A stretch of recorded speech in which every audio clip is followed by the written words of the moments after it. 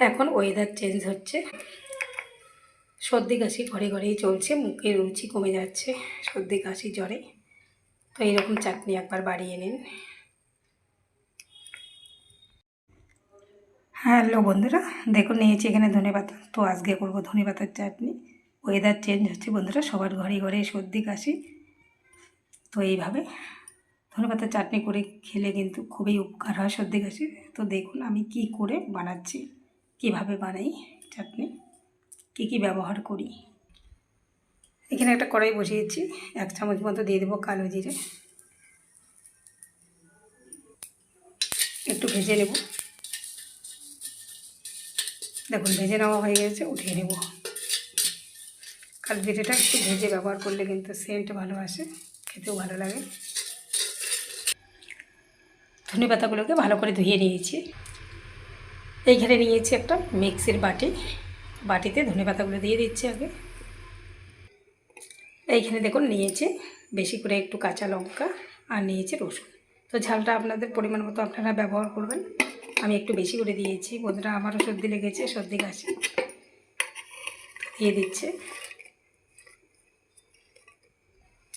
ভেজে রাখা কালো জিরেগুলো দিয়ে দিচ্ছি। এইখানে দেখুন সব কিছু দিয়ে নিয়েছি। এখন দেবো আমি সরিষে। তো আমার কাছে গোটা সরিষে নেই, আমি সরিষে গুঁড়ো করে রেখেছি ঘরে। তো গুঁড়ো সরিষে দিয়ে দেবো। আর গুঁড়ো সরিষেটা কিন্তু দিলে যে সর্দি লাগে, এই সর্দি কিন্তু নাক বন্ধ থাকে, নাক খুলে যাবে।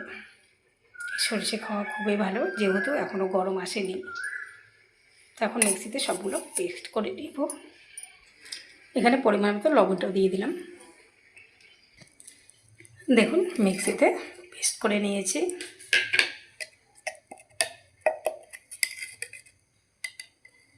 তো একটা বাটিতে ঢেলে নেব। একটা বাটিতে আমি ঢেলে নিয়েছি। এখন দিয়ে দিচ্ছি 1 চিমটি মতো হলুদ গুঁড়ো। এই সময় লবণটা চেক করে দেখবেন ঠিক আছে কি না। আমার একটু লবণ কম আছে, চেক করে দেখেছি, তাই দিয়ে দিলাম। আর দিয়ে দেবো কাঁচা সরষের তেল। সরষের তেলটা কিন্তু দিতেই হবে একটু বেশি করে। ব্যাস সব কিছু দিয়ে দিয়েছি। এখন মেখে নেব। কত সুন্দর সবুজ একদম, দেখুন দেখুন ধনেপাতার চাটনি আমার একবারই রেডি। গরম ভাতের সঙ্গে খেয়ে দেখুন, সর্দি কাশি জ্বর নেমেষে পালিয়ে যাবে। তো টাটা।